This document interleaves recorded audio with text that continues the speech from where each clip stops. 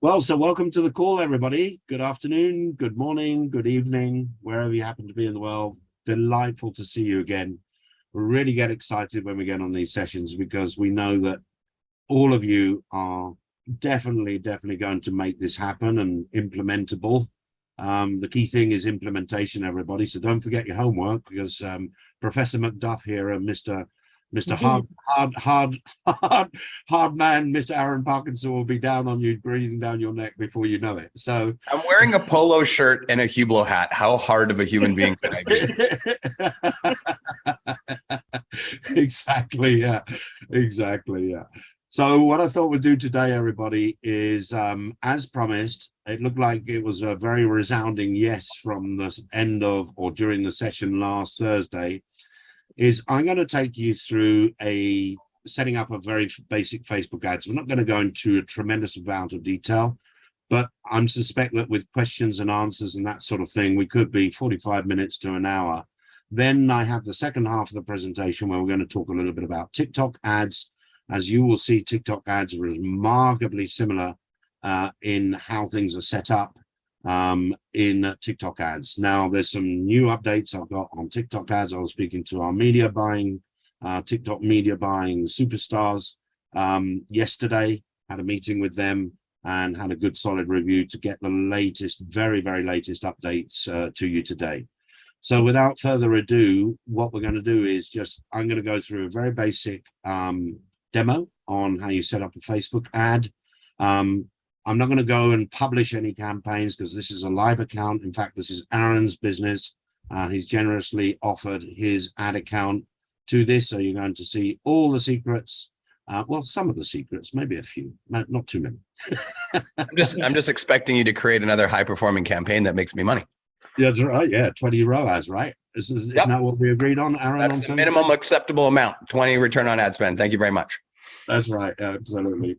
So with that said, let me share my screen. Let me know when you can see it, folks. Okay, can you see my screen okay? Yep. Yes. Cool, okay.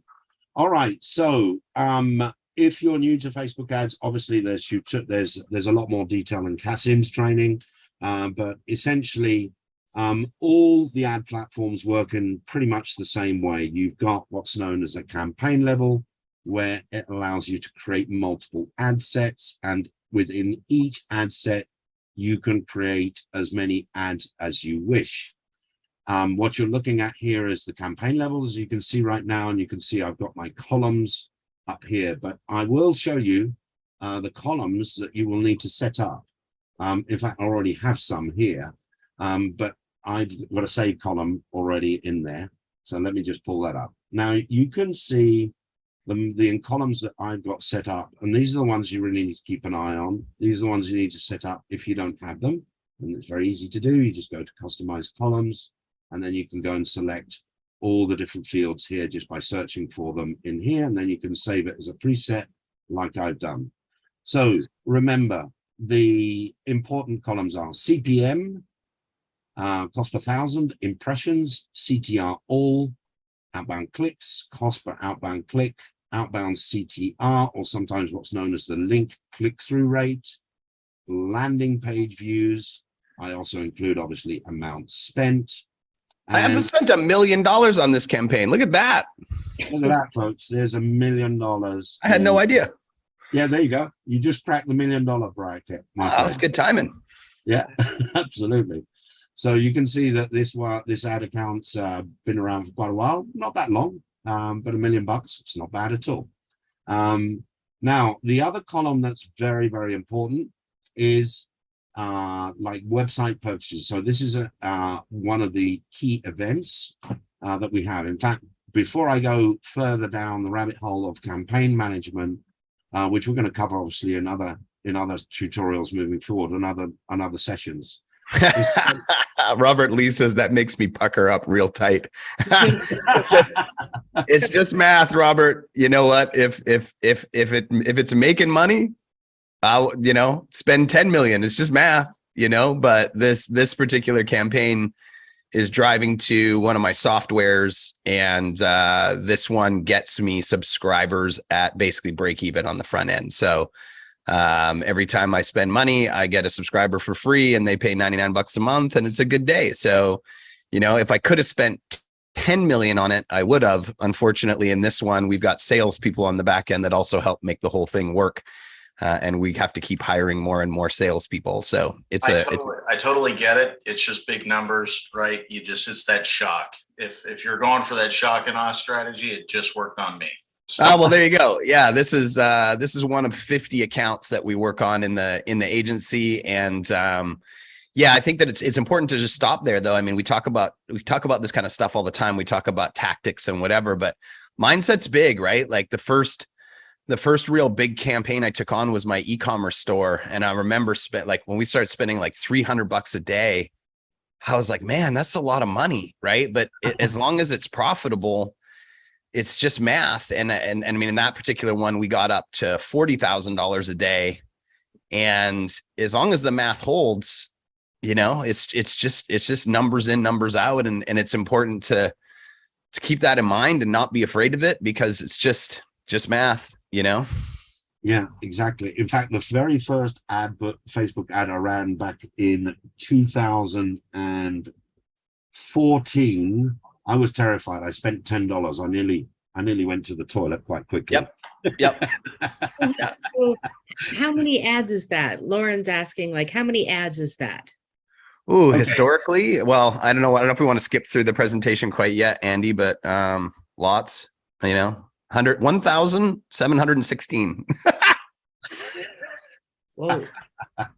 over 2 years. But you got to remember, a lot of them are duplicates, right? So it's ones that we've turned on and turned off along the way.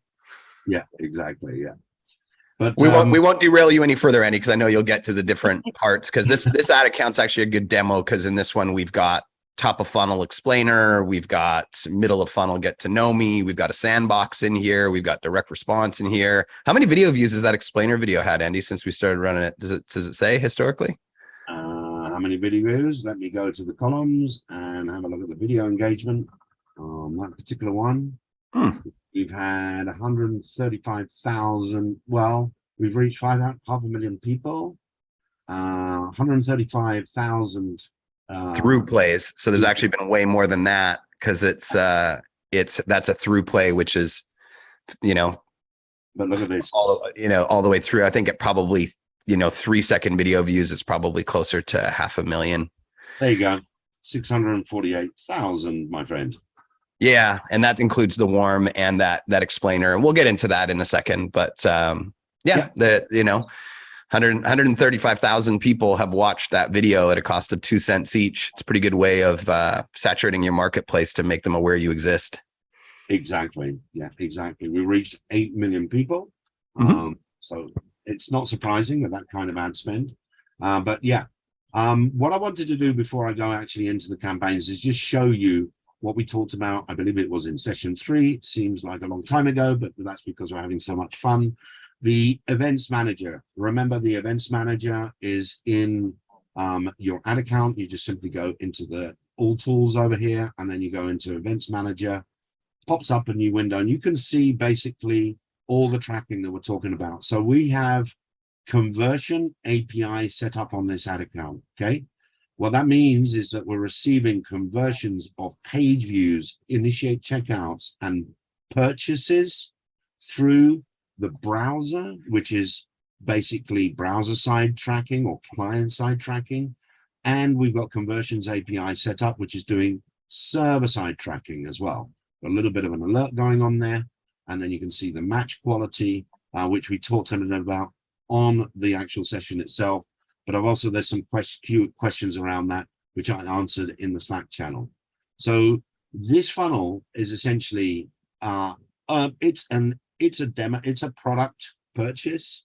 So that's our main event. What we want to be doing when you're running campaigns, depends on the funnel, but in this particular campaign, we're optimizing our advertising to get purchases, because that is our main event. Okay, it is that now this particular has there's a funnel behind this. So there's an initial one-time special offer, and then there's various upsells after that. But essentially, our main goal is to get purchases. And I just wanted to show this screen to you so that you could see that you can see all our events are set up correctly. We do have other events in there which are lower down in the priority, what Aaron just referred to, which is the sales calls. You can see schedule and submit applications. You can guess what those are. We've got complete registration as well. That's because we got different retargeting going on into different funnels. So this is a very highly sophisticated setup, but it all started out with basically making a front end and an OTO purchase on the main product. But it developed after that with new ideas and so on and so forth as the business grew. So that's just to show you what the events look like in the actual events manager dashboard. So you can see it, you can see it's real. It's not just some slide on a PowerPoint presentation. It's actually happening for real. And you can see there's like events happening 11, 15 minutes ago. You can see that the data is indeed coming through. Okay. Yeah, this is only last 28 days. That's right. Only last 28 days. Exactly. You can go actually a little bit further and all that sort of thing. So that's fine. But let's go back to Ads Manager. So I'm going to, we can go and have a look at these campaigns afterwards. You can obviously move the columns around and so on and so forth. When you see the word sandbox, by the way, that means the 10% of our budget that we're testing. Remember that when you're starting out from beginning, which is phase 1 that we talked about on on Thursday, that phase 1 is when you're starting from scratch. So you absolutely have 0 campaigns running. So everything is a test. 100% of your budget is going into testing. But once you get into phase 2 and phase 3, which we're going to talk about in the future session, actually this time next week, you're going to find that we will be starting to use 90% of our budget roughly for what we call production, which is actually getting the results. And we're going to set aside between 5 to 10% of our budget for testing. We'll talk about that more again next week. But when you're starting out, obviously, you've got to start from ground zero, literally. You're going to be using all the different types of audiences that we talked about on Thursday. So just to show you how you go and set this up, you just simply go ahead and click on the Create Campaign. And this is important. So what I was talking to you about on Thursday is that almost 95% of the time, we are telling you to run what are known as conversion campaigns. Okay, this is what's known as the campaign objective. You can see the 3 different categories. If you are trying to get people to convert on an opt-in page, you run it as a conversions campaigns. Do not use this one where you're sending traffic to a landing page. Do not use this one because your traffic is basically junk traffic. It's not converting traffic. And I'll explain that a little bit more as we get into some and have a look at some of these campaigns. Okay. When we talk, some of you that are more advanced will know about lead ads. This is this option over here. So we can talk about that another time. But the other one that we do spend those video through plays that we were talking about is the video views campaigns. Okay. You can use engagement, but we like to use video campaigns. So a video view campaigns is exactly what it means. It means that you are telling Facebook that in your targeting, whoever that's going to be, whether you're going to be using lookalikes, whether you're going to be interests, it doesn't matter what your targeting is, but what you're saying to Facebook is, I want people to consume my video. That's literally what you're telling it to do. Okay. If you are asking the system to get leads through a lead ad or a lead form, then you have to select this one. But most of the time, if you're sending your traffic, which is the highest quality traffic through a funnel, because remember that lead ads can work, but generally they have a bad rap in the sense that they produce junk or very low quality leads. There are strategies we can talk about further down the line, but 95, if not more, of our traffic that we run in the agency is our conversion campaigns. So that's the general rule. We're going to click on conversions. You click on down here. You're going to give this a name. I'm going to put a naming convention. 7mm. I can use the type symbol. I'm going to go to Facebook and IG. It doesn't matter. I'll just leave that one blank for now. I'm going to say that this is a cold campaign, and I'm going to say it's Andy, and it's going to be a lookalike campaign. Or let's just do interests actually to make this a little bit easy. Do a zip code. Do Yeah. wealth zip codes. Sorry, Do wealth zip codes. what does that mean? Wealth zip codes? Yeah, I just meant for an interest. You could do wealth zip codes. Just Oh, as I see. Yeah. Okay. Yeah. But all I'm going to do is just click on this. So I use a naming convention like the one I suggested on Thursday. And now you can just go ahead and continue. You could put an ad set and all the rest of it. But what we'd like to do, just for simplicity, we just go to continue. And then if I scroll up, you're going to see that we've got our campaign level here. You've got your ad set level here.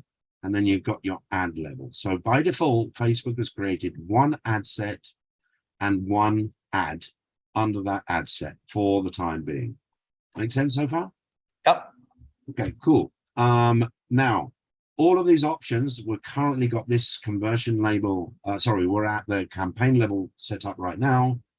We talked about this briefly on Thursday, I believe it was. It's called campaign budget optimization, which in some ad accounts has been changed. The name has been changed recently, but many ad accounts are called, that will be called, if you're going to create a new one, I think it's called, I can't remember the name, it will come to me in a moment.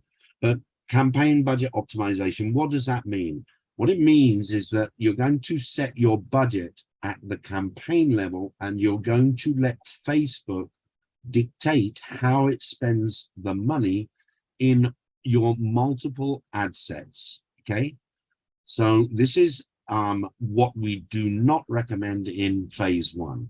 Okay, phase one, you're not going to allow Facebook to do what the hell it likes, because it loves to spend your money in droves. So you're going to take full control, and the way to get control is make sure you've got that switched off right at the very beginning. Now we're going to have a look at the ad set level now. So the ad set level is, as I said, it's just below the campaign level. You put a name in here. Now, this is the first important box here, right? Your conversion event. Remember, we're optimizing for people that convert, in this case, on a website. It's not in Messenger, it's not in WhatsApp, it's not in website and app, it's just on your funnel, which is sitting in your WordPress website or your Unbounce or wherever it happens to be, okay? And then we've got the conversion event by default. In this case, it's selected purchase, but there are others in here. Let's say it would be, for example, we want to get schedules. We want to get scheduling, people scheduling into our calendar. So depending on what your objective is, you need to select the correct event that you are going for, okay? Now, in this case, I'm just going to select the default one, but there are many different other events that I could have chosen. I could just delete this, and you can see like it gives me all the active events that might be there. Some of them are standard events, and some are custom conversions. But by and large, the most important conversions in this ad account that you're looking at, all the data is sitting, as we've always said, right from the very beginning. You've got to use your standard events in Facebook. Try to avoid and only use when absolutely necessary custom conversions. Use standard events because Facebook has this data and understands what a purchase is. It understands what a schedule is, etc., etc. So I'm going to select the purchase event. You can see also, if I go further down below, you've got inactive events, which we're not firing on this funnel in our tracking setup. So we go to purchase. And then let's scroll down. So remember, optimize always. Generally speaking, I would say, when we're starting out, we might optimize for the first event in the funnel just to get the ad account going. So let's say you've got a strategy session, discovery session, whatever you want to call it, funnel, and the flow is opt-in page. Then when they opt in, they get to a sort of thank you page, but actually on that thank you page, there is a video sales letter. Below that video sales letter is a button that goes to the third page, which is your calendar page. And then once they book, you're going to have a final, once they book their meeting, they're going to get to a final thank you page. So on the final thank you page, you would have the schedule event set up, for example. But on the front end of the funnel, which is where you've got the opt-in and people come to the next page, which is the thank you stroke VSL page, you're probably going to set that up as a lead, because you only want to fire the lead event. And this is important, folks. You only want to fire the lead event when they reach the success page, which in this particular example I've said is just a thank you page with a VSL on it. Okay. In our case here in Pipeline Pro, we're optimizing for the purchase. Why? Because when they get sent from the ad, they go to a sales page and then they can make their purchase. Okay.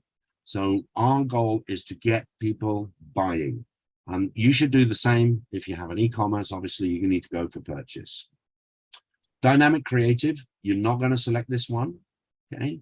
Optimization and delivery, just leave that as is.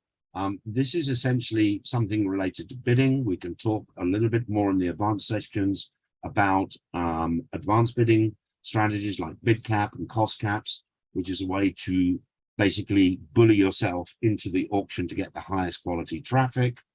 But you can leave all of this to the default at the time being. Now in the ad set level, we've got the budget and schedule. Again, we talked about budget on Thursday, last Thursday. So remember, you just put your budget in this particular box. And now here comes the fun bit. This is the audience. This is your targeting that you're going to be doing. Okay.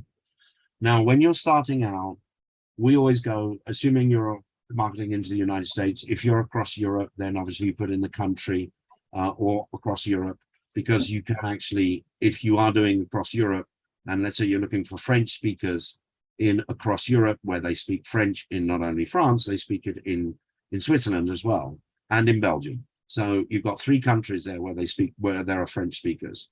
You can actually change the languages over here. So you could put English, and you could put, like, for example, France, Switzerland, and Belgium, or you could put even whole of Europe.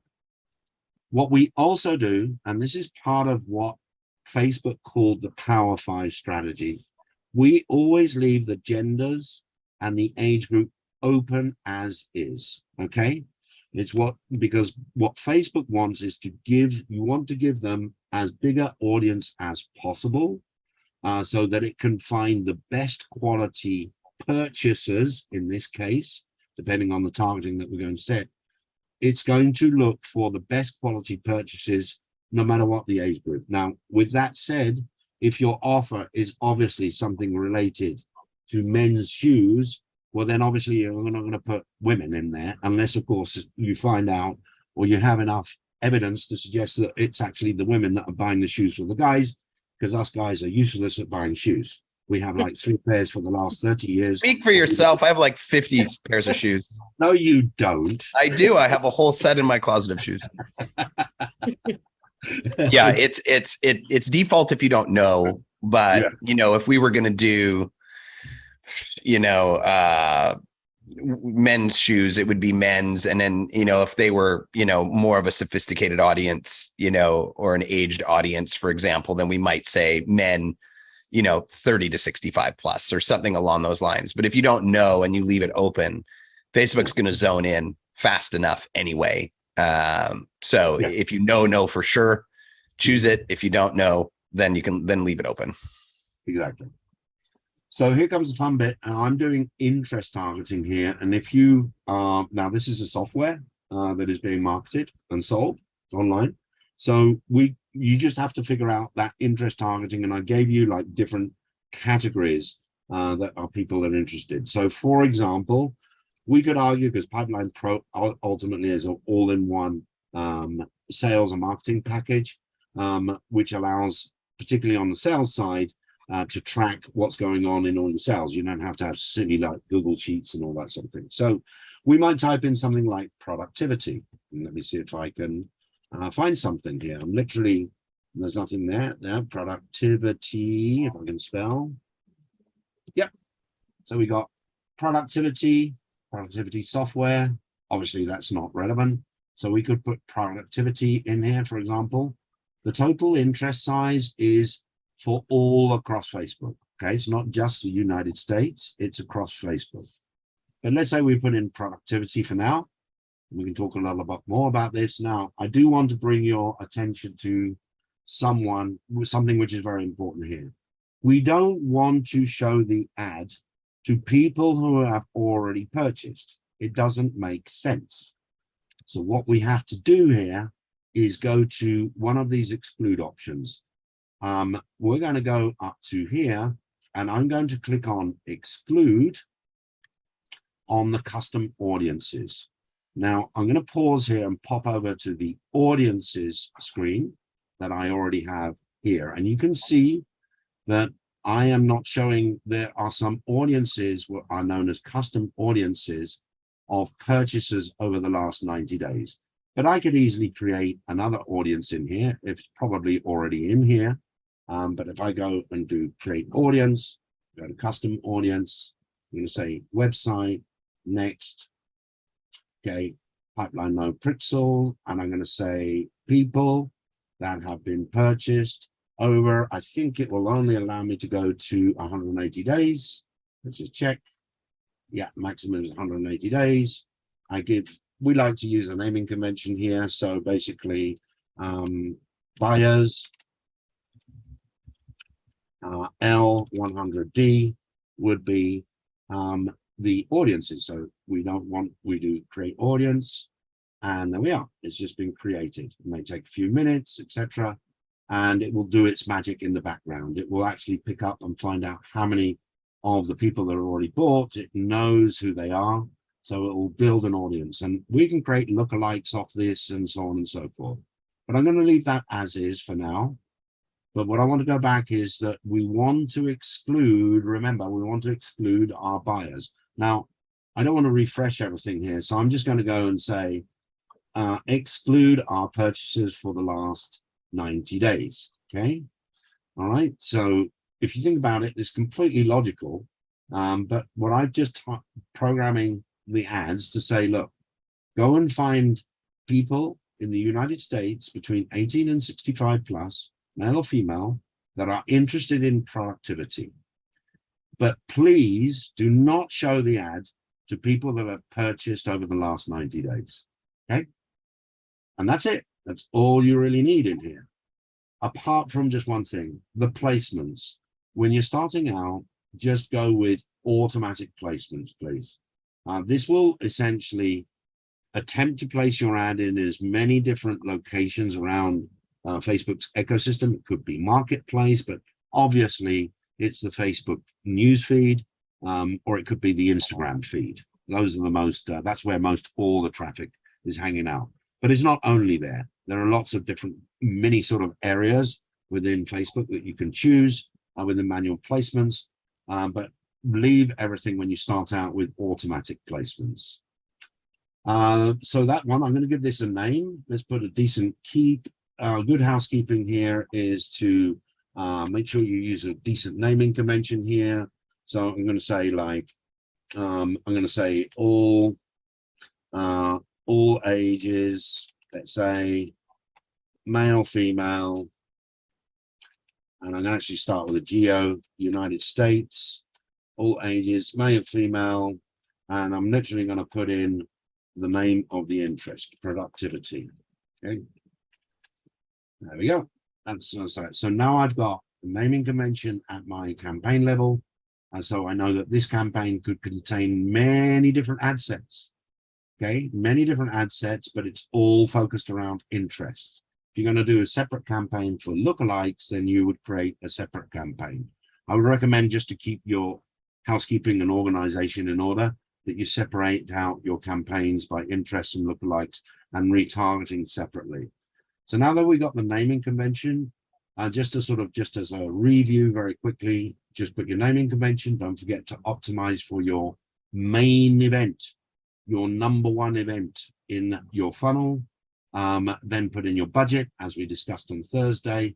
Then you can create new audiences, but don't forget to exclude people that are not relevant. You don't want to show, in this case, ads to people that are bought. And I've selected just a simple interest. I've left all languages. I don't care if they're watching in the United States and they speak Spanish and they have Facebook in Spanish. I don't care. the ad will still show to them. Automatic placements, and then you just go either on the next button or you can click on this one. And that doesn't really matter. Next. Okay. All right. So now we're down to the ad level. Okay. We'll come to the naming convention. Normally you have your Facebook page and your Instagram account linked together. As you can see, it would have been selected by default, but that's our Instagram account for this client. And we're going to go ahead and create an ad. Very, very simple. Remember what we talked about. All of this comes from what we've talked about in very early sessions, right? The empathy mapping, the avatar definition, all of that, super important. Make sure you've got your copies at the ready. We like to keep it either in, we use Basecamp extensively, but we obviously use Google Docs as well to share stuff, but we mainly use Basecamp. I don't remember who was asking that right now, but you go to basically, we're going to create an ad. I could use an existing post. Now I'll come back to this in a moment. Do you remember on Thursday, if you briefly remember, we'll go back to the recording and the slides, there was something called the ads container. I'm going to show you the ads container in this particular ad account in a moment. But if you've got ads already set up in such thing called an ads container, then you can use the ID, the post ID from the ads container, and therefore you're going to keep the social proof on that same ad, no matter which campaign you're going to be using it on. Okay. Now, in this case, just to give you the demo, I'm just going to go ahead and create an ad. I'm not going to talk about e-commerce, but you could, for example, go to, if you've got a catalog, if you're using e-commerce, you absolutely must have your e-commerce setup done in Facebook as well. Okay, there's something called Commerce Manager. I believe it's called Commerce Manager now. Used to be called the catalog. That's where you synchronize the products in your store with Facebook. Okay, you can synchronize on an ongoing basis, or you can synchronize once a day. You can synchronize, you can set up all of that synchronization between your Facebook catalog and your e-commerce store. So Shopify, BigCommerce, WooCommerce, whatever it happens to be. You can synchronize between Facebook and your Shopify store. Between Facebook and your store, basically, through the catalog manager, or we'll have a look in a moment. But essentially, what that means is that it allows you to do something called dynamic product ads. But just for the sake of example, without getting it too complicated, single image or video, dynamic experience. Oh, that's a new one. I haven't seen that one, Aaron. Have you? Nope. Okay, so let's go to just add image, and it's going to select. Now you can see we've got a whole bunch of images in here. We've got tons, which is in the media library here. Let me just select anyone for now.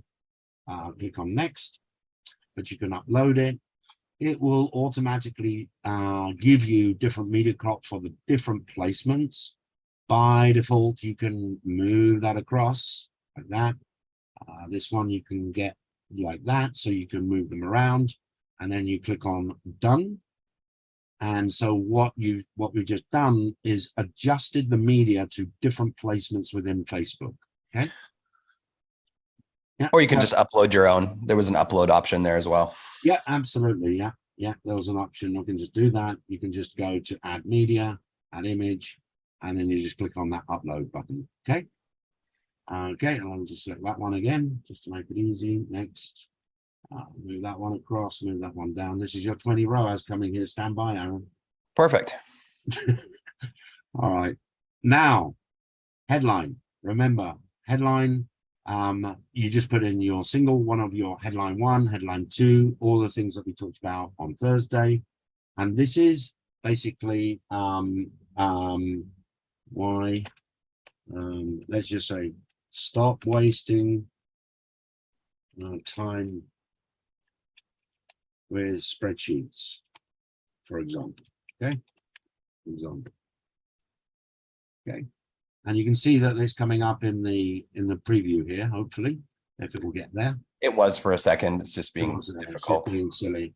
And then you're going to put in your it doesn't like what you did there with spreadsheet. It's underlined you. that's my grammar checker or something. I have no idea. Anyway, let's try again. There you go. It sort of appears and probably will disappear on me again. So you can now, this is where you said, did you know that people, that business, call out the audience, that business, small business owners spend 2 hours a day working in spreadsheets or something like that, right?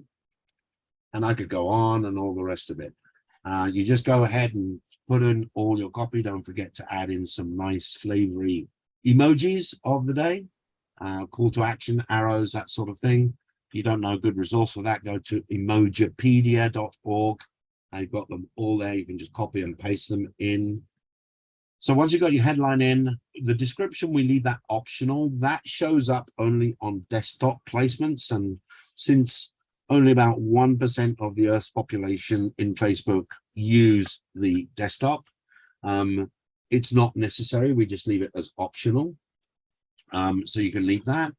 And then the call to action is next. So we tend to start out with learn more, but you could say get offer. You can choose different ones that you can test. But 99%, I would say, of the time, we actually use just learn more straight away. Then you're going to put in the URL of your landing page. Okay. You're going to put in, you don't put any tracking parameters, by the way, but you just basically put in your URL here. So I can find, I didn't have this ready, but we can find it if we want to. Languages, if you want to do, or you can, if, for example, you don't want Facebook, let's say you're, in this case, we're targeting in the United States, and we've got Hispanics that don't speak English well enough, but they have their Facebook, or rather, they have their Facebook set up in Spanish, then what Facebook's going to do is automatically translate it for you. If you don't want that, you can just put in your own copy in Spanish directly here, okay? Very important, next section is tracking. Your tracking, you need to make sure that this is in green and you've got the right pixel set. And finally, your URL parameters. So if you are using Google Analytics, you can use things like, and you should be putting like UTM campaign, for example, and there's these, you can Google like, you can say UTM campaign, and there's a variable which comes from Facebook, which I can't remember how to pull up right now, but you put UTM campaign equals cold dash interest dash productivity, let's say, cold interest. In fact, let's just call it cold interest. Then you can use like UTM underscore. Come on, Facebook, it's going very slow when I share the screen. Medium equals CPC, which is cost per click. That's a standard. But I can give you tracking parameters. If you've got more questions about, ask me about the tracking parameters in the Google chat. Sorry, in the Slack channel. You can go on, but that's pretty much it. And that is all you need, other than, of course, put your ad naming convention here. So ad 1, okay? It's image 01. It's headline number 1. It's copy number 1. And our call to action is learn. And that's sort of a pretty standard naming convention that we use to understand which ads are performing and how we keep a track of it, because you'll be testing lots of them. As you can see in this ad account, we had what, 7,000 or something like that, what was it? I can't remember now. But make sure you put in the naming convention. Remember, keep yourself organized, folks, and then just make sure you keep your naming conventions. You can use a variation on our theme, but that's typically the one that we recommend. So I'm going to actually pause at this point because we're going to have a look at the ads container. I'm not going to publish this particular campaign, but all you would do is click on that publish, and then essentially I'm not going to do it because otherwise our campaign manager get very upset and say, why, Andy, you messing with my ad account? They get very possessive. But if they click on publish, what will happen is it will just go ahead and publish all of this, and then you have to wait. Normally it's quite quick, especially on an account like this. It will get approved very, very quickly within minutes. But when you're starting out on a brand new ad account, it could take a few hours, even as long as a day, to get your first ad through. Okay. Now, one other thing, folks, for you to know is that when you're going to create a new ad account, you're going to be capped at about a spend of $50 a day. So if you have important deadlines to meet, you have to take that into account. It can take up to 4 weeks before your ad account budget will be raised. And in many cases, you have to request it through Facebook support. So remember, folks, when you're starting out, if you got something like an event happening in a month's time, you better get going very, very quickly if you need to spend, or if you have budgeted a certain amount of money for this event, like $2,000 or whatever it might be. Okay. So make sure that you try to get, for example, like our video view campaigns up and running sooner rather than later. So that's all the top of funnel stuff that we talked about out of the content mapping strategy that we covered in session 2, I believe it was. Once you publish this, it will go, as I said, it will get approved. But let's just say, for example, I close all of this. You can see it's not, if I just refresh the whole screen, you're going to see that the whole thing is not going to disappear. I can even shut down the browser, completely shut down my Chrome here, and it will still retain it. It's actually held in the browser's buffer in a bunch of cookies. So it will still be there. You won't lose it, even if you accidentally shut down your computer, lose power, whatever. You just have to go into here, you can review and publish, and it will show you that I've got one campaign, one ad set ready to go, and you can click on the publish button there. Okay. And that, ladies and gentlemen, is the basic demo of a very simple conversion campaign. We'll talk about video views in a moment. We'll talk about the ads container in a moment, but I think it would be a good moment to perhaps pause. I can see 27 things in the chat over here. So let's see if there are any questions at this juncture. Oh, there's always questions. I'm sure there are. Yes. So we had a question back when you were just showing us when we were oohing and ahhing over the $1 million spend. Elizabeth was asking, are those cheap video views under the awareness or the engagement campaign objective? It's under the video views objective. Okay, I'll share my screen again. Let me just share my screen again. Backstory on that. I don't have the legacy version. I mean, I can click into the legacy version, but I've got the new one that has the new campaign objectives, and it shows video views under 3 different ones, or actually shows video views under 2, under awareness and under engagement. And then I was looking at conversion, and conversion is in. Oh, you have to share my screen. I haven't seen that, Elizabeth, but if you can share your screen. It's a mess, right? Okay. It's a mess, no? All right, so screen share. Yeah, let's have a quick look and see if we can spot it. If not, I'll get back to you in Slack, but let's have a quick look. Okay, so let's just close out of this real fast because I was just playing around. Sure. Yeah, no problem. Okay, so create new. Yep. So this is the new version. And if I go to find old objective, it gives me this same screen that everybody has. Yeah. But this is what it looks like now. Okay. All right. Go to awareness and click on it. Like click on awareness for a second. Yep. See right there, it says good Video for views. reach, brand awareness, video views. And then we've also got video views under engagement. Interesting. Yeah, this is Ooh. quite messy. Then same related question, because again, we're brick and mortar trying to get people in the door. We've got, there isn't anything in here, obviously, the way that there is in Google for physically people in-store video view in-store people. So when we've got conversions specifically, I'm going to see conversions under engagement, leads, and sales. I would go And leads. I would go ahead. leads and sales only for these campaigns. So leads would be for info marketing if you were doing a like a lead funnel or a booked appointment or a schedule optimization, and sales would be for e-commerce or a software product like this. So if I choose sales, I'm just going to follow through with Sure. this fast to show you everybody kind of what ends up happening. Mhm. So when I get down into, Back up right there. There you go. Conversion all right, event. so conversion event, Purchase. where, Purchase. so purchase, that's.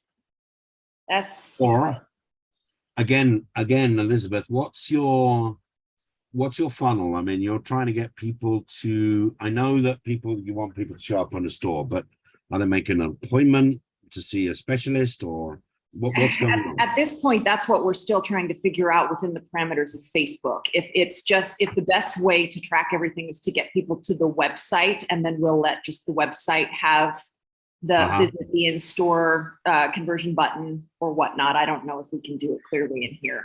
Yeah, it would depend. It would depend on how you plan to flow it, right? Because we talked about this last time, which is that I think the goal would be to generate a lead, potentially meet with them, show them whatever you have in your store, and then when they purchase, you can still put the purchase pixel on the back end. But if your goal is to book appointments first, you're going to get a lot more data from booking appointments first, and a lot more zoning in on the standard events that are available inside of Facebook to get people to become leads / book appointments than you are potentially purchases, because the purchase data is further down the food chain to push back in. Does that make sense to what I'm saying?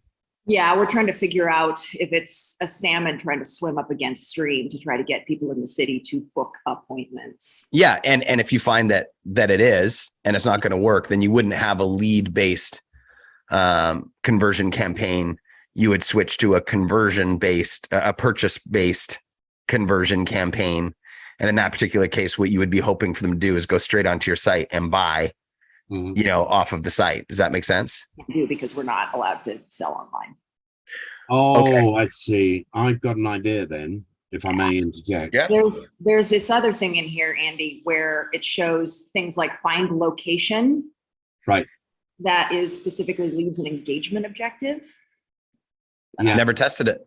I've never, that's exactly right. But what I'm thinking off the top of my head, Elizabeth, here is that you need to incentivize people to turn up at the store. And the only way to do that is to, perhaps, for example, write some strong copy, get them into a lead ad. You generate a lead, and then you follow up with them in your email sequence to get them to the store. So do you understand what I'm trying to say? Mhm. Yeah. So you would essentially be gathering leads, and then maybe you're going to put a special offer like 10% off on your first visit, or something like that. Open day this Saturday. Something along those lines, where you not actually going to a website, you're generating a lead first through lead ad, targeting that people are interested, obviously, in what you're offering. And then your email sequence will give them the coupon code. And then they said, well, you can get another 10% off if you turn up this Saturday. Excuse me. I've been on Zoom too long today. But essentially, that's another way you could approach dealing with this problem, because you're not selling anything online. You don't necessarily, what you really want are leads on your list.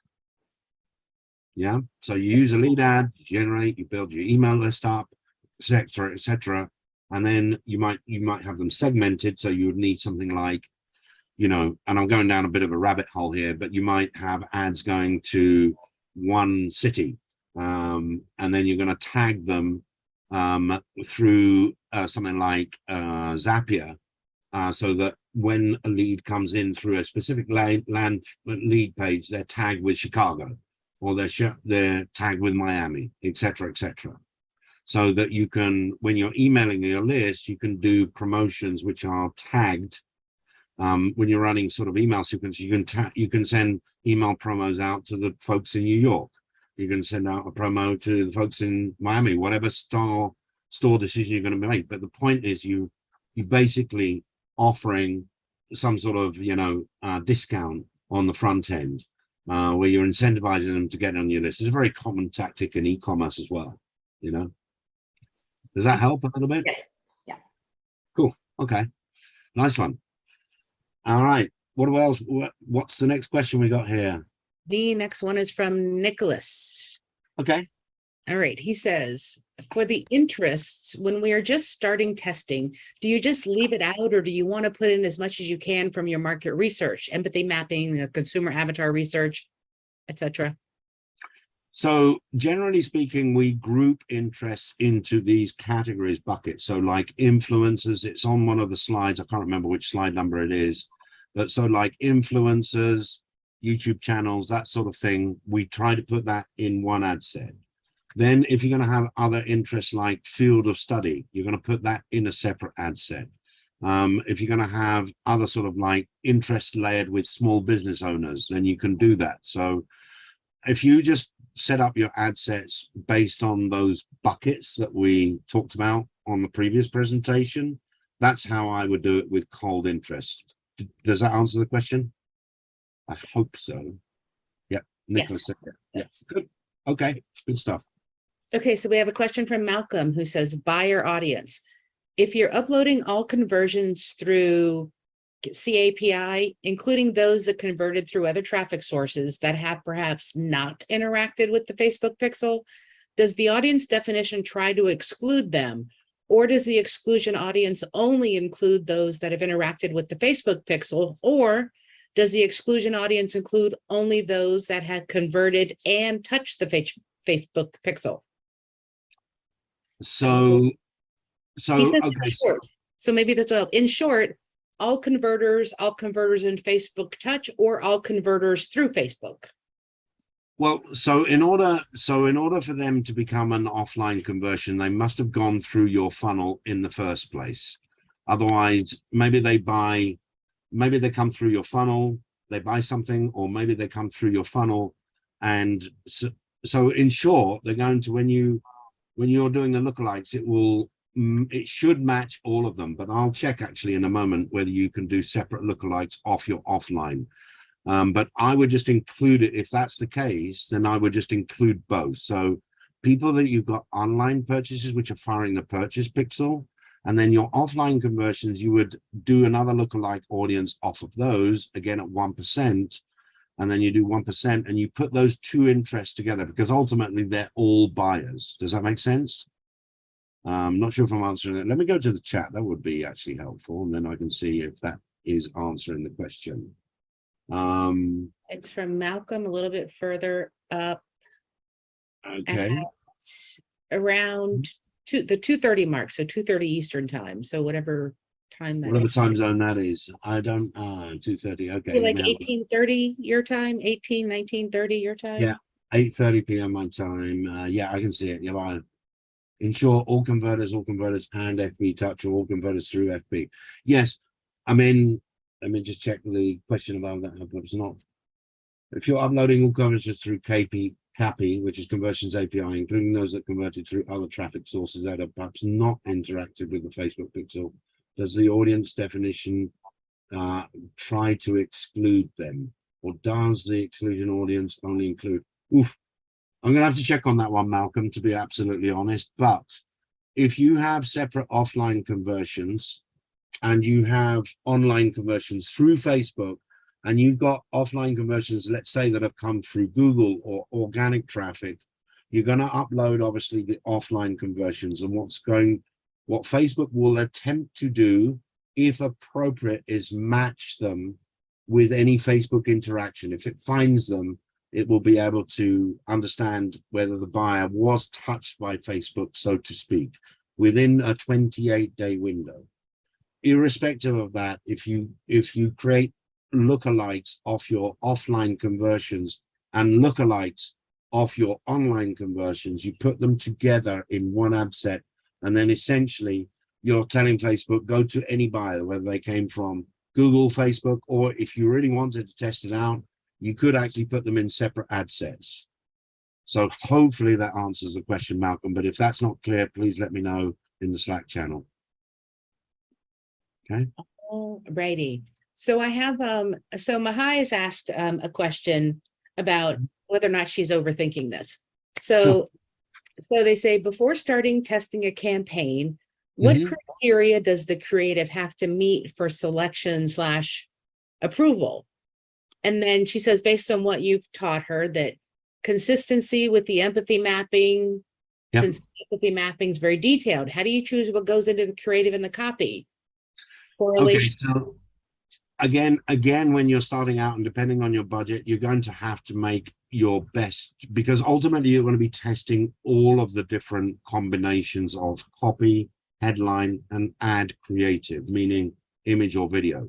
You may choose, because of budget restrictions initially, that you're going to choose these three because you like the colors or you like the photo of the model that's in the you may like different things. But ultimately, the ultimate answer is that you're going to be testing all of them. Okay. When you start out, you're going to choose the top 3 ads, as I mentioned. And how do you choose it? Well, you just choose it. Don't overthink it. As you said, there's no need to overthink it. You can choose headline number 9 and 5 and 3 if you want. We just go add 1, 2, and 3, and headline 1, 2, and 3. That's it. Then we do 4, 5, 6. Then we do 7, 8, 9, and so on. So we don't overthink it, because ultimately we're not, as marketers, one of the most difficult mindsets that we have is that we're too close to our own things, and we think we know what's best. We're wrong. We're all wrong. It's the client that decides what's right and what's wrong. It's the market that decides what's right and what's not. Okay. You may think that that picture is horrible that you chose, and you would put like it's number 10 on your list. But if the math is giving you the click-through rate of 1% or above, that's the one you need to go for. The other 9 are just duds, even if you like them. Okay. So no need to overthink it, definitely. Alrighty, that was our last question for that section. Oh, goody. Okay, perfect. Well, I shall continue, folks, and show my screen again. One moment. Okay. See that, everybody? Okay. Yep. Yeah. Okay, cool. So we're going to have a look at something else further down here.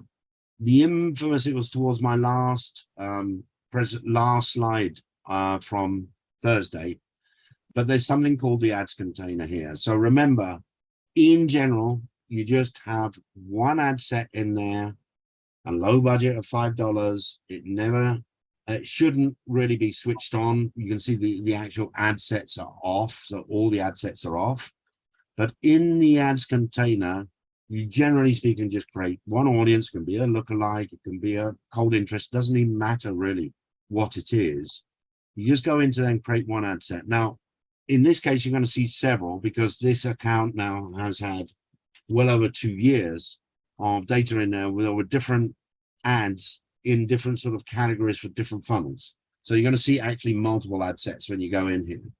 There you go. There they are. You've got like 8 different ad sets.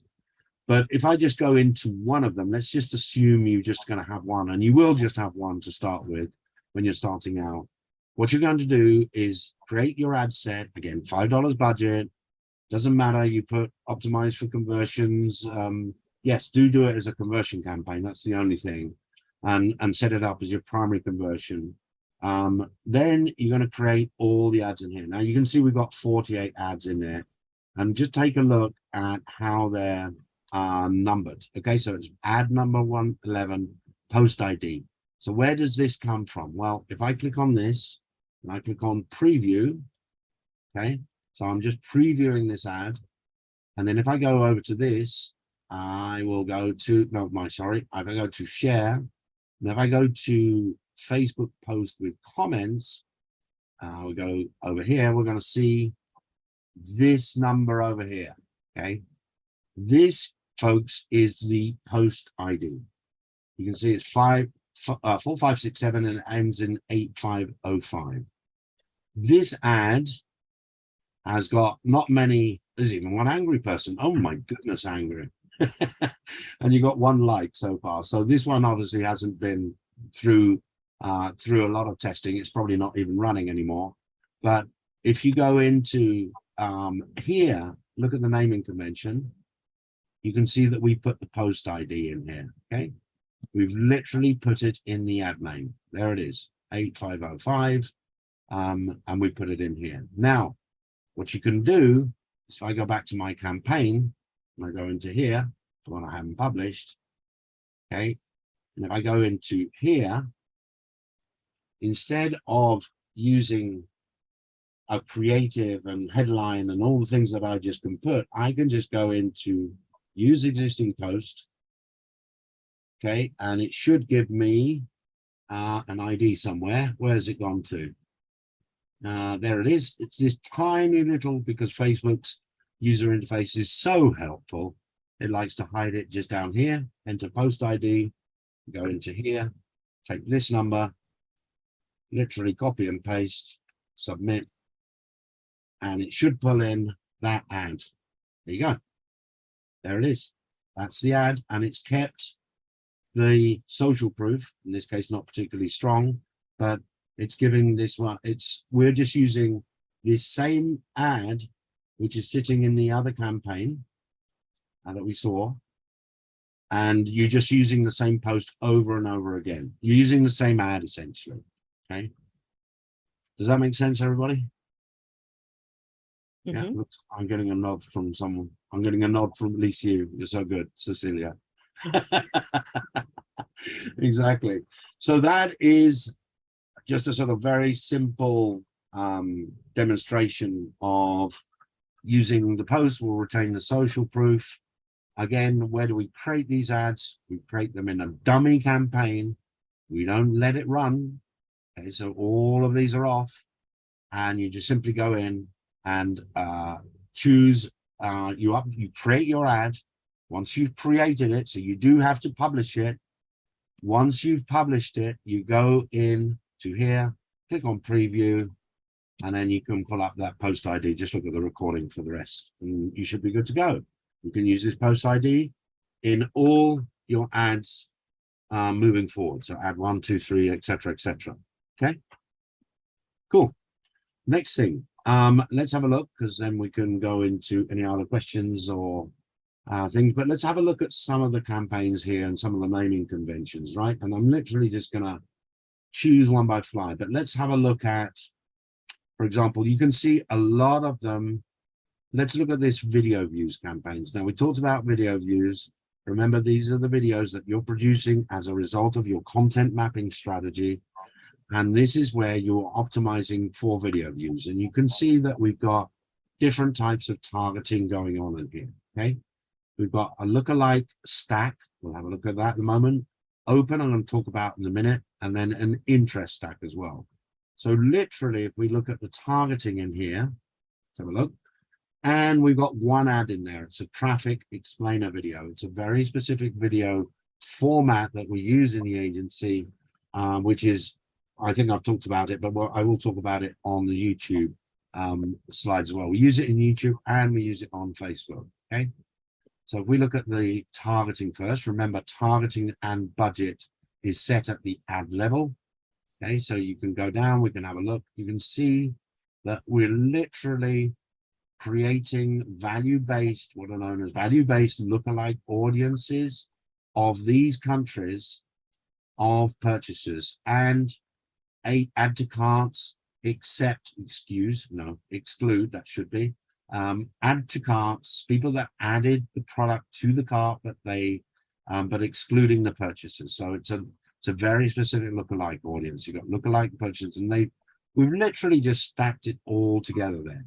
All the main audiences across Australia, Canada, US, etc., worldwide. We've done it through. Okay. We want to exclude people that have engaged with the video for 10 seconds. Okay. We don't want to show the same video to people that have already consumed at least 10 seconds of this video. Where are we showing this content to? Remember, the goal is not to get a conversion. The goal is to get them to consume the video itself. These are the locations we've chosen. We've got our targeting going on in here, which is the lookalikes. And then you've got the same as we've had before, all genders and all the rest of it. Automatic placements, no different from what we've seen before.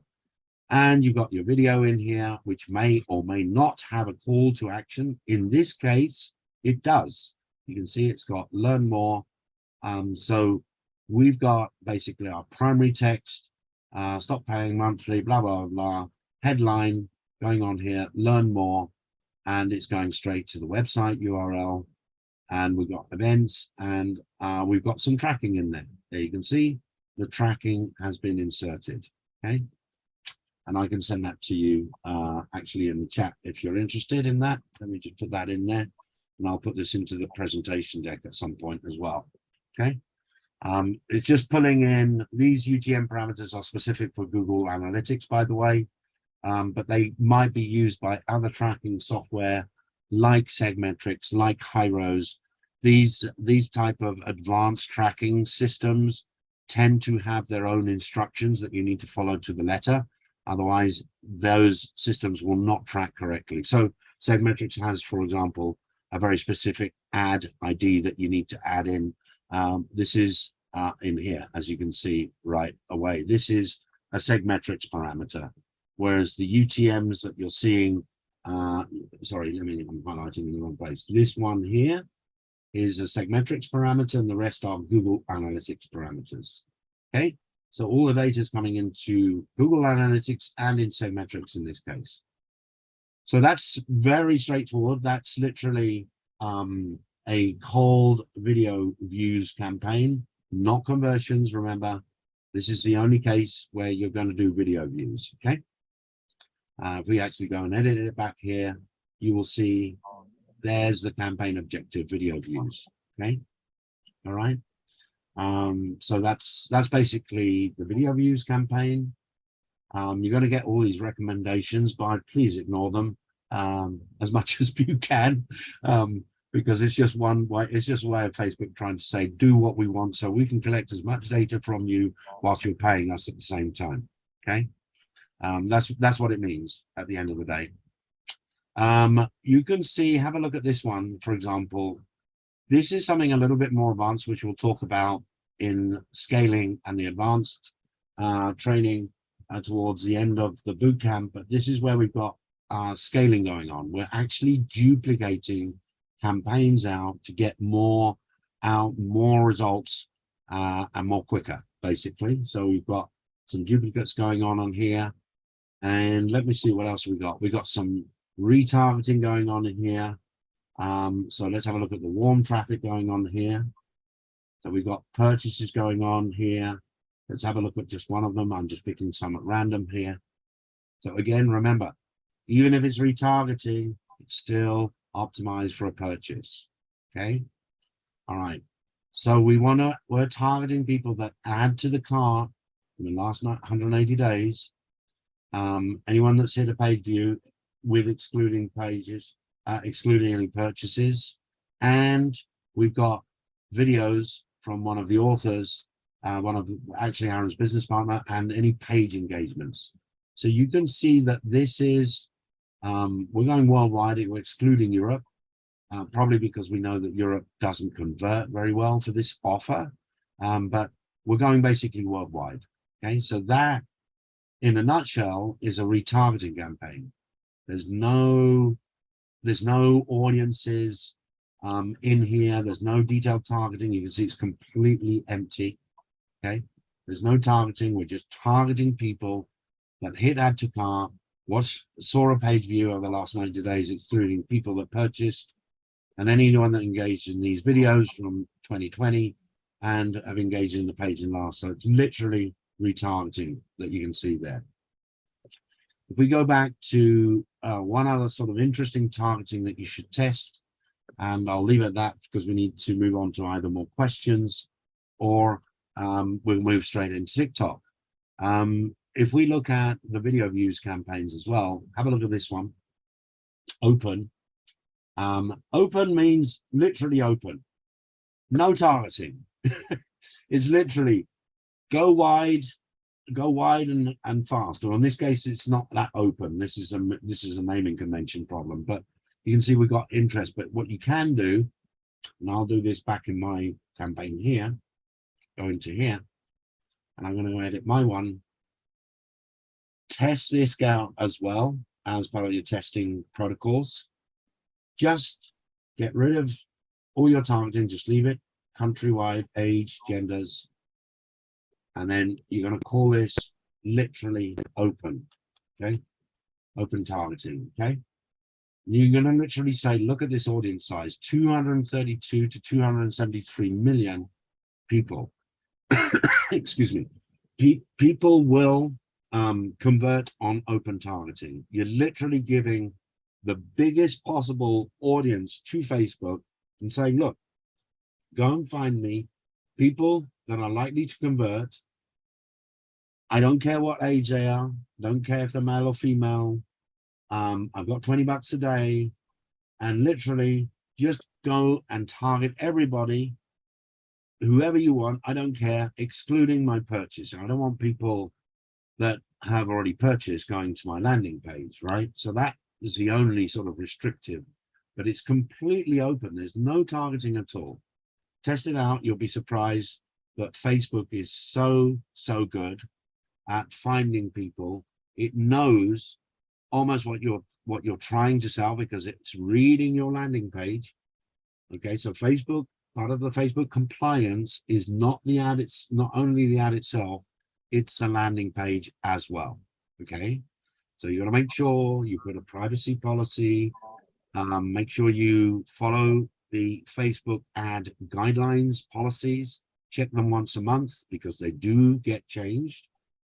So make sure that you can, but the point I'm trying to drive here is that Facebook knows a little bit about your website, or rather your landing page, just by the copy that you have written on it and the ad copy that you have as well.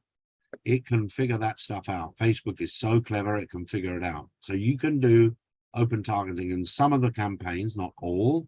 Some of those are, some of the will be your best performing campaigns by far. Not always, as usual. Remember what we said right at the very beginning on the kickoff call. My hero, David Ogilvy, test, test, test. Test, test, test is your new mantra as a professional media buyer, okay? Don't take anything for granted. Let the system go for something like this, where you got open targeting, and let the data tell you whether you got the right, you're going in the right direction or not, okay? And I think that's pretty much it. I know we're at 1:15, so I want to scope through very quickly, folks. If you do have questions, do go ahead and put them in the chat box. But I'm going to switch over straight away into my other presentation. If you give me a minute, folks. Okay, let me go into presentation mode. Can you see my new screen, folks? Yes. Great. Okay, so I'm going to move into TikTok ads very, very quickly. You're going to see that it's very similar to Facebook ads, but there are some subtleties. So very similar approach. You will need to install the TikTok Pixel. There's the link. You'll get this presentation obviously afterwards. The main difference on phase one, remember on Thursday we were talking about phase one, which is you're preparing to launch. You're going to need 10 different TikToks, or they call them TikToks, they don't call them ads when you talk to TikTok people. 10 different TikTok ads, and you're going to need 10 different headlines ready to go, okay? Just so you know, one of the big things that we've seen since we started running back in, actually we started playing with TikTok back in August, but we've been with TikTok ads since September. And you're going to see like a screenshot of a real ad account in a moment. But you have to understand that one of the difficulties around TikTok is that creative tends to burn out much, much quicker than it does in Facebook. And that's partly due to the audience targeting restrictions that TikTok have had for quite a long time. But there's good news because TikTok are moving very, very fast and opening up their targeting almost by the week. And this is the update that I had a chat with our top media buyers. We've got 4 top media buyers on TikTok right now, spending thousands a day, very successfully in TikTok. So these are the standard events. You can see these are very similar to the ones in Facebook. For a lead, we tend to use submit form. And then for anything to do with scheduling, you can use any other one like complete registration, for example, is a good one. There's another one in there as well, which I think is schedule. I think it's further down. Can't remember off the top of my head. So this is what it looks like. Just almost identical, folks. You've got campaign level, ad group level, and ads. And your columns, by default, you've got the default columns here. They're pretty good, actually, the ones they've got set up here. Here we've got on their account that spent about $200,000. You can see the metrics. Remember, we talked about KPIs and metrics on our, not last session, but I think it was last Tuesday. So check them out, but you can see like the CPCs are $1.15, so they're very competitive compared to Facebook. In fact, we can go and check if we have time. CPMs, again, about $20 to $30. Impressions, nothing special here. Your click-through rate, look at that. It tends to be higher in TikTok than in Facebook. So you're looking at a sort of 2% roughly click-through rate. And then on conversions, these are the conversions which are basically the aggregated conversions that you've got, or the primary conversion here. In this case, we're going for a purchase. So this is the purchase event. So we're going for complete, what's known as the complete payment event in this particular ad account. That's the tracking, and that's the standard TikTok event that we're optimizing for. Just like in Facebook, when you're setting up these campaigns, you need to optimize for conversions. Okay. But that's very simple. That's just sort of like you've got campaign, ad groups, and then you can have many TikToks in your ads as well. Just want to talk a little bit about targeting. So when you get into the ad set level, so that, or ad group as they call it. So when you get into the ad group, they use a different ad. It's called ad sets in Facebook, ad group in Google, and ad groups in TikTok. Okay, same thing. That's because they didn't copy anything, Andy. Nothing at all. No, they didn't copy anything in this dashboard and layout. Absolutely nothing at all, right? You've got a little bit of a different user interface, all, and then you've got your age groups. You've got lookalikes. We'll see the audience screens in a minute. You've got your exclusions. This is the big one here, the interests and behaviors. We're going to have a look at this in a second. Okay, so there we go. Well, that was nice. I wasn't expecting that flash animation, but it worked. Add interest. So these are the cold interest, just like we were doing in the Facebook demo here. I've literally listed out all the categories. Now, these are changing almost and building on a weekly basis. Like a few months ago, you probably had 6 categories here, which were like stupid. It was retarded. You couldn't do anything. But you've got subcategories in there, just like in Facebook. You just type in the search you're looking for. So if you're looking for yoga, you put in yoga, you put in whatever you want, and it will find the yoga. Okay, so you've got general interest, but this is new since 1 week. We haven't even had a chance to test it yet. It's in our testing for actually next Monday. You didn't know this, Aaron, but it's in for next Monday. This is a new option that's just appeared in, even if you're optimizing for website purchases, then you can even go one level down and test this one out, which is called purchase intention. So within your targeting, you're trying to find people that have an intent to purchase something. Okay. The early initial reports are that we've had, because we're talking obviously to our TikTok report, is that this is working extremely well for e-commerce, as you can imagine. Okay. There's one other thing as well. Oh, actually, I want to show you one more screen back here. You've got other types of interactions here. So you've got video interactions. So target users based on how they've interacted with videos on TikTok. Target users based on how they've interacted with creators on TikTok. And hashtag we've hardly used. We tested this with not mains with great success. Not for us, at least, because don't forget, we've got clients that want results very fast. And we've tested it on big audiences, and it hasn't worked out well for us so far. But this is a fairly new addition to the TikTok family. So you're literally getting it almost hot off the press here. Video interactions, I think, have been around for a month or two. We have tested it, but we haven't had enough data to support a hypothesis that we should be using it more at this juncture. Okay. You will get suggestions when you actually go in and create things. So you do get these. If they're relevant, by all means, keep them, and we have. But essentially, if they're just not relevant, just get rid of them all and stick to your cold interest or your lookalike targeting. Again, the structure is very similar. You're going to have one campaign for your cold interest, and you're going to have another campaign for your lookalikes. Okay. Now let's have a look at the audiences. So here are the audiences. You can create lookalikes with video views at 50% of a particular TikTok. And we've got the same sort of naming convention you can see that's going on in here. You can do page view events, so people that have hit your landing page over the last 180 days. In this case, we created a lookalike audience. Exactly the same, folks. It's a little bit of a different interface, but it's pretty straightforward. Okay, so nothing really sort of special to do here. Now let's have a look at the ad level very quickly. This is by far the most confusing part of TikTok, and really they've ballsed it up in quite a major way. So when in TikTok, there's no such thing. Yes, you have a profile.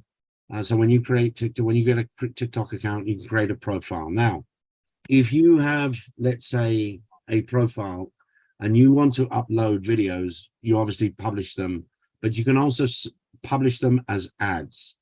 What happens, though, is that when you do that and you've got someone else running your ads, you need to share that asset across to the TikTok ad account, which is a pain in the neck. So imagine if someone, for example, a client's produced, I don't know, 50 TikToks for you, and you want to use them in the ad itself, in your TikTok ad, you're going to have to get that user to share each single TikTok with you one by one, and pass you basically the ID, which is some ridiculously long number. When you do that, you can use that ad as what they call a Spark ad. All right, this is this one over here. This is the identity button that we're talking about.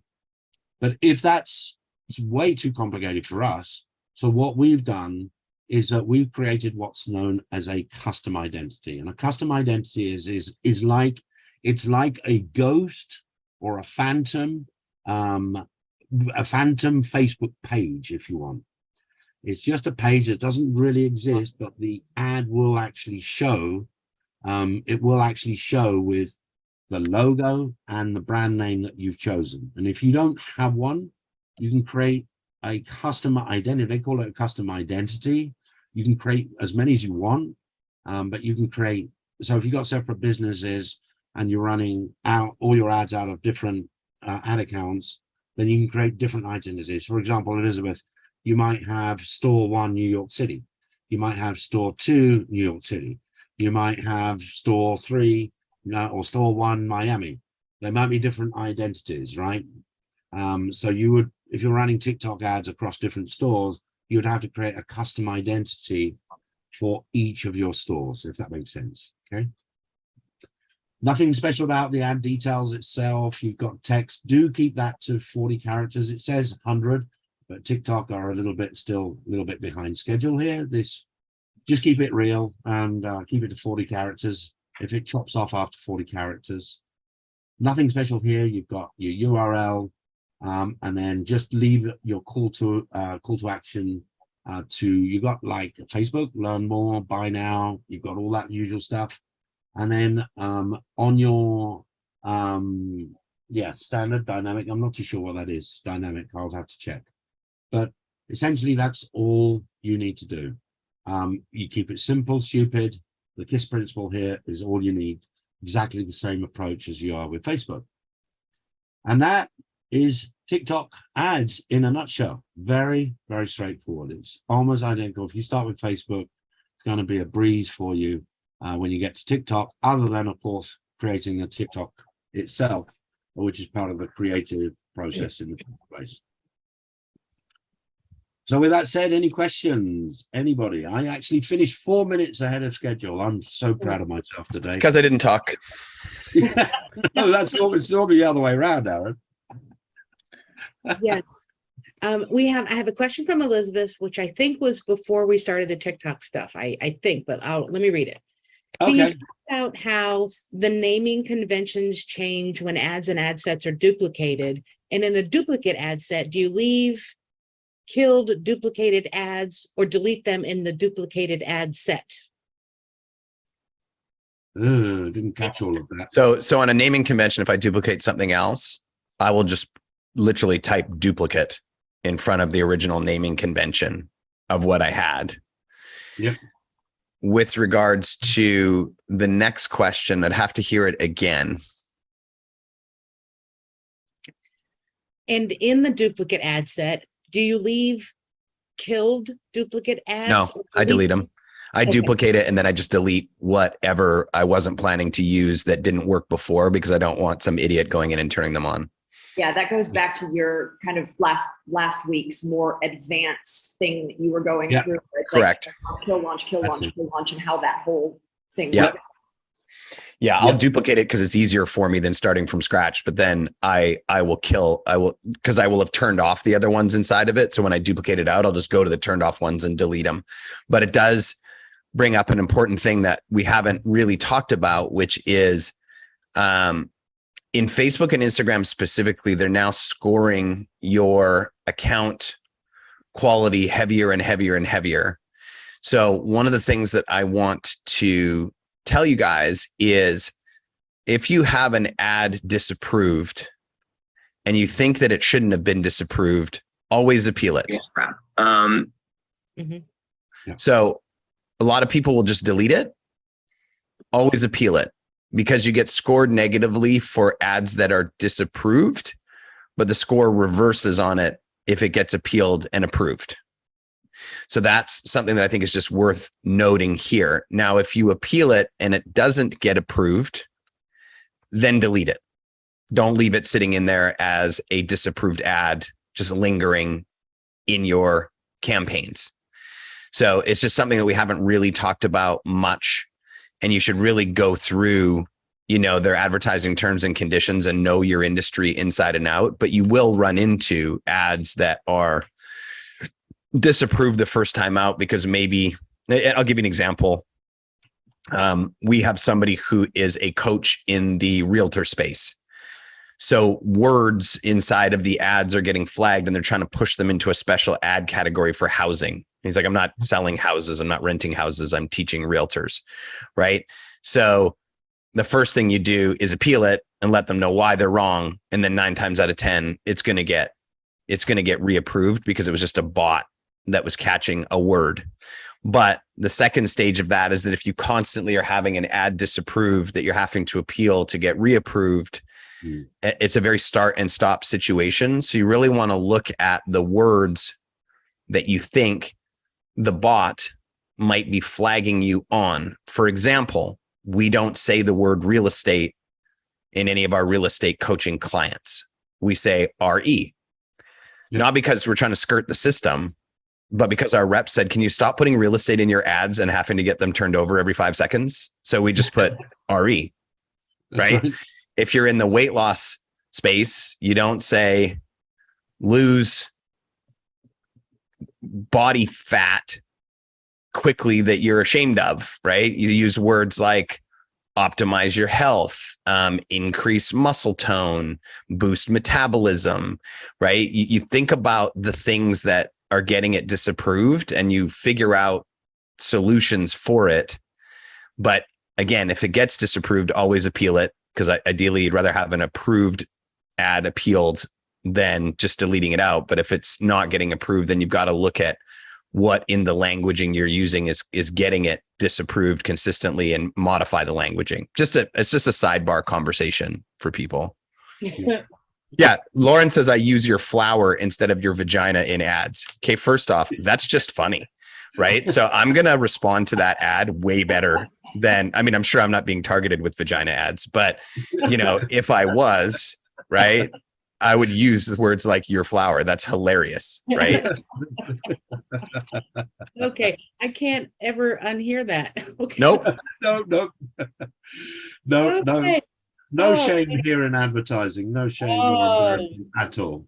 Lauren, I so want to go down the rabbit hole of all the different words that are used, and I'm just totally ignoring it because it's just a bad idea. oh, okay. Mahai is asking a question. For open targeting, we have to call out the target audience in the copy. Do you use Absolutely, in Yeah. Tofu or for down the funnel as well? all of them. All of them. Yeah. All right, whole and then lot. Mahai is also asking TikTok for 2 separate info products / or programs can have Mhm. 2 separate custom identities under the same account. Yes, is that a question? Yes. Yeah. Yep. No problem. Yep. Yep.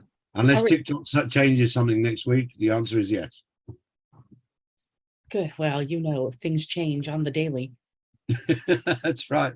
Well, the nice thing that just changed in TikTok lately is you can use our strategy in Facebook where you can run, Yeah. you know, videos and get awareness and then retarget those video viewers into your ads. That wasn't available in TikTok up until 3 weeks ago. Yeah. I don't remember exactly when, but it hasn't been long, that's for sure. Nope. Yeah. So I don't have any other questions. Wow. Wow. Okay. That oh no, Lauren chimes in. Can you use post IDs for TikTok? I don't know what a I post don't know. ID. I don't know. I'm gonna have to ask. I will ask. Yep, I will Okay. ask. Could you put the question in Slack so I don't forget? Thanks, Lauren. Yeah. Yes. Yeah. The other thing I don't know if any of your clients or any of your personal businesses have gone down the rabbit hole of things like reels. Is those reels that kill it, you know, in Instagram and Facebook, they're perfect for TikTok. So if you've already got Absolutely. a big inventory of those, you just take them right over to TikTok and they get eaten up.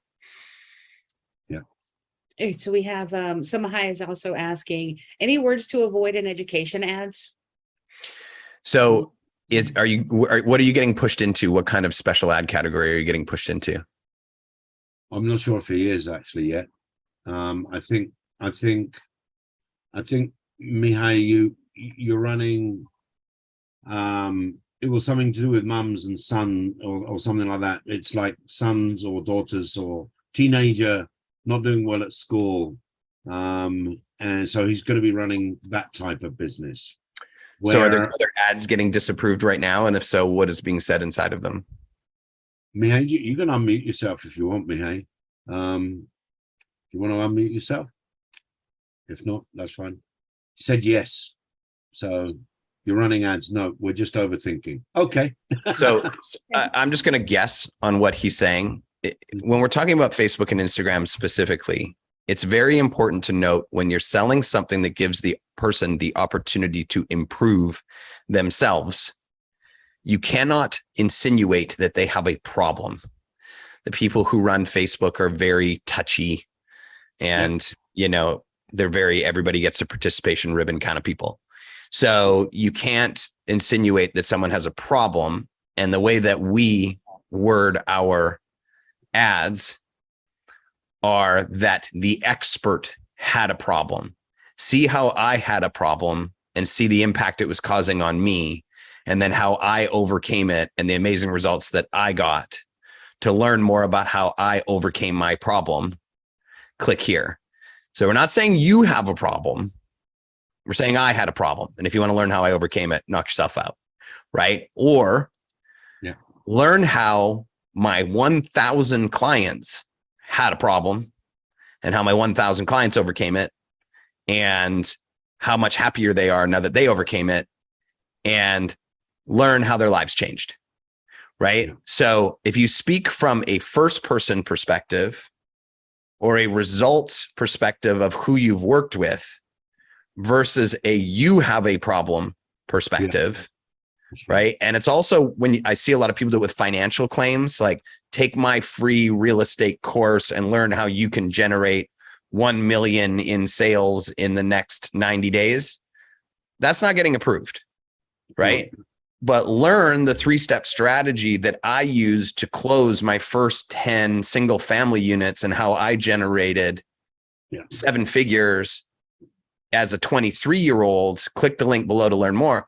That's not insinuating anything. That's not making claims. I'm merely telling my story, right? So might be beneficial to some of you on this training today. We've had to change that verbiage many times. Yeah, absolutely. All right, I've got 2 questions left so far. One from Kevin. No, 3 questions. Any notes on open targeting on TikTok versus targeting, or is that a thing yet? It's not a thing yet. We have tested it. Wasn't as successful as Facebook, and we think it will be up and coming, but we've certainly tested it. So avoid, sorry, I should perhaps put it in the present. Avoid open targeting for now. We've had mixed sort of 50-50 results, whereas Facebook, the probability of success is generally high. It's more into the 70-80% range. It's not quick because it's open targeting, but it works. Yeah, but again, keep in mind, we're just telling you what's worked for us, right? Don't leave any test untried. Yeah. But we're telling you for right now, we're not seeing it work. Yep. Exactly. All right. So Nicholas is asking, we got customer feedback from our customers saying that it helped their dogs with tracheal collapse. How Awesome. careful would I need to be about using tracheal collapse? Well, you're not insinuating that the person has a problem. You're insinuating that the dog had a problem, right? Right. Yes. Yeah. Apparently they don't care about dogs. They just care about, dogs don't have feelings, apparently, just humans. So I think you'd be fine with that. Yeah. Absolutely. Okay, so Victoria's asking, for those of us who were high touch, low volume, how would you build a LAL audience of buyers when it could take a while to get to 100, or would we just leave out that audience and focus on others? Yeah, I would start with leaving that audience out at first if you don't have data to leverage into an LLA, and I'd go backwards on it. I'd be testing LLAs off of page engagement, video viewers, website visitors until I built up a big enough audience to roll it into the mix, right? So when you're starting from scratch, it's all interest-based. It's all right. interest-based. If you have some data to work with, then you can make LLAs off of that. Yep. Exactly. And Lauren, stop sending me direct messages. What is she saying? Laura, go public. he's talking gardening and flower. No, I'm kidding. Flowers. Lauren is asking, what budget do you recommend with TikTok to start? Yeah, again, it's very similar to Facebook. So 50 to 100 a day, minimum 50. If you're dipping your toes into the water, just start with 50 for now. Once you get a little bit familiar with the platform, we started at about 100 and 150 on average, but it doesn't take us long before we just ramp it up. So yeah, absolutely. All right, then. Well, with that funny by Lauren here at the end, that's all our questions that we have. That's okay. I've got a contractor wanting my input on whatever he's doing, so I should probably go and answer his questions. So I'm going to bail. Andy, if there's any more, I'll let you handle them. But guys, it was another great call. I hope you guys got lots out of it today. Yeah, and we'll see Thank each you other so on much. Thursday. Yeah. So any other sort of last question? Yeah. Yeah, we do. We just had a few come in. Luzera's wanting to know, do you create different TikToks or use the same video from Facebook? So great question, Uzair. The answer is with TikToks, they are slightly different because we'd like to test different lengths. So TikTok tell us that the best converting for lead gen ads are anywhere between something like 24. I will get the exact number, but I think it's like 25 to 36 seconds is the sweet spot for a TikTok ad. Okay. So if you're looking for if any of you looking, however, for more like people to look to book an appointment with you, you got to make sure first of all that your TikTok is relatively long, 45 seconds to a minute, no more than a minute though. Just remember, if you look at and go into TikTok and just spend some time, if you don't have a TikTok account, just sign up and have a look and see what goes on in that platform, trying to figure it out. But one of the things is that it's very sort of schizophrenic in the sense platform. It's not like a YouTube. A YouTube is a very different type of culture, if you want. They're more informed, they're more educated type of people. People are in TikTok to be entertained, but to be informed and educated too. But what they don't have is a huge attention span. So what you can't do is run a TikTok ad for a coaching program, for example, which is lasting 45 seconds. Yes, you'll get good click-through rates and all the rest of it. Yes, you'll get an opt-in, but if you're going to show them a 45-minute VSL afterwards, forget it. You're not going to get a book call because they just don't have that patience in general. It's a more sort of, it's a more impatient crowd, I would say, TikTok. And it kind of reflects in the nature of the platform, right? If you go into TikTok, you see it's kind of a little bit sort of almost schizophrenic, right? I can't do it. I need therapy after being on TikTok for about 20 minutes. So but that's me. But yeah, that's, I hope that answers the question there, Uzair. Yes, shorter videos, definitely shorter. They're like YouTube shorts, right? Exactly that. So YouTube, if you're going to take a YouTube short, absolutely you can throw it into TikTok. Obviously it's a different format. It's 916. But you know all that. You're a video guru, so Yeah. Bahai is asking, how do you blend organic with ads on TikTok? So organic is a different, it's a very interesting algorithm. TikTok has, it's, how do we blend it? Well, I'm not too sure how you mean, but if you're going to build, for example, a personal profile, let's say you've got, I don't know, Andy's coaching or something like that, or Mihai's coaching or Mihai's education. So you're going to have a profile which reflects that. And then you're going to use, you can use, as I said, how you blend them is that you could, for example, let's say you get one organic TikTok that really does well. And it's got a it learns, TikTok organically learns very fast. A little bit like Instagram in the early days and all, everyone caught on and started doing organic Instagram and then sort of hit a wall. That doesn't seem to be the case. So what you would do in that case is, let's say you've got a TikTok that is working well organically for you. You could also make it available as an ad and use it as a spark, what's known as a spark ad in TikTok. If that we covered it a little bit earlier. Now, of course, the thing is, it's that interface around the custom profiles and that sort of thing. That's an evolving thing which TikTok are trying to improve on, because we know it's far from ideal as it is. I don't see it changing next week, but that's the way it works at the moment. All righty. So Nicholas is asking a question that might be, a little bit more in depth, and maybe you want to talk about this on Slack versus here. He says, you mentioned previously about using Facebook ads for product market fit. Can you go high level on that? So using Facebook ads for product market fit, I'm not sure if, I don't understand the question, to be honest, Nicholas. Can you unmute yourself there, if you're there? If you can, I'm not sure. Yeah, there you go, Nicholas. You're unmuted anyway. But we can't hear you. For some reason. No? So let me go through the question again. Let's just try again. Let me have a look. Actually, it's in here, isn't it? Can you hear Okay. me? Oh, Nicholas, yeah, we can. Okay, cool. Well, it was Aaron that mentioned it. He was saying like he was using like just basically throwing a lot of different ads to test like which new product or new product ideas will stick with the market. He quickly mentioned it. It was in one of, I think it was session 2 or 3. But I was just curious on like, okay, like he threw the ads, like we can go into all the Facebook tactics and all that. But in terms of like those ads got to go to a landing page, right? So like, if you haven't even created a company for that particular product because you're just trying to see, hey, is this product going to resonate with the market? Like, how do you go about that? Like, do you just create a lot of mock-up landing pages, or like what is the Mm. method at once actually, like this Yeah. ad works, and obviously they got to go somewhere down the funnel. Sure.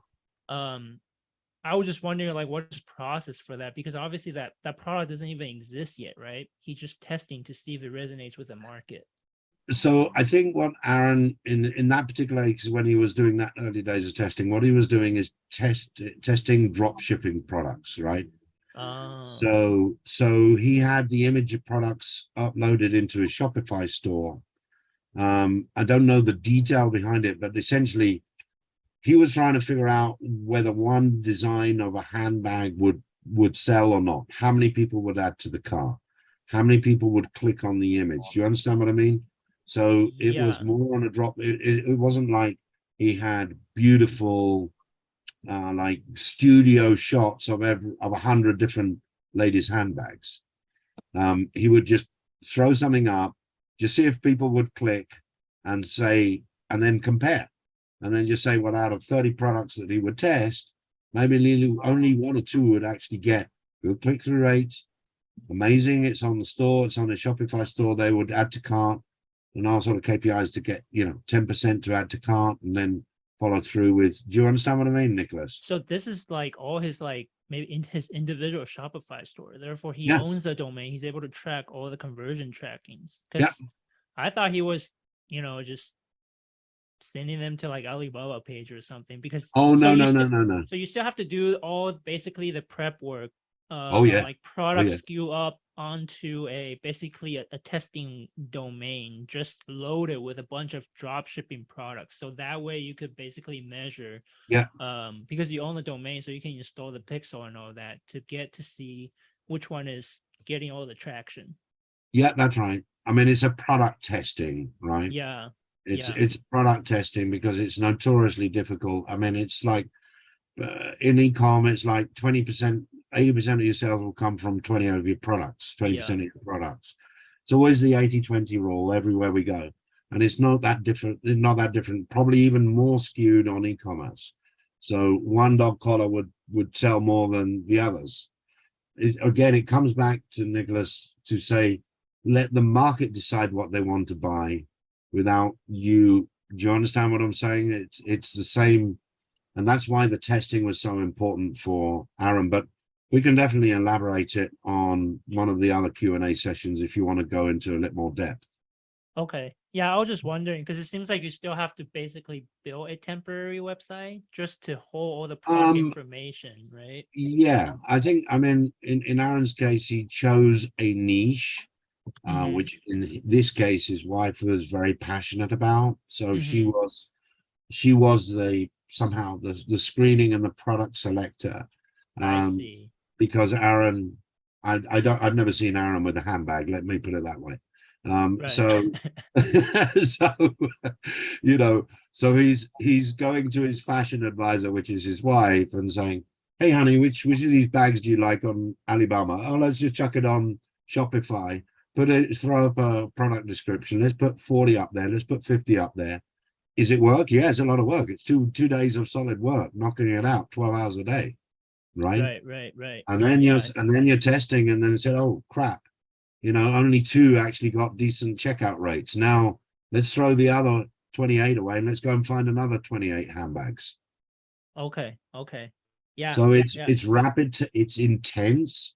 It's almost like day trading, that you can imagine, stocks or whatever it is, but it's a different strategy for fast testing.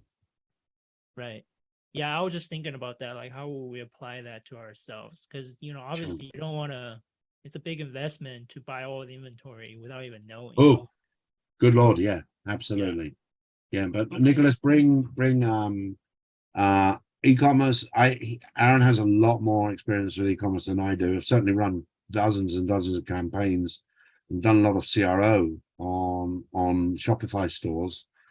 So I've seen what kills it. And in e-commerce, what tends to work better is if you put, for example, like a pre-sale page up before you go to the product page. That works quite well.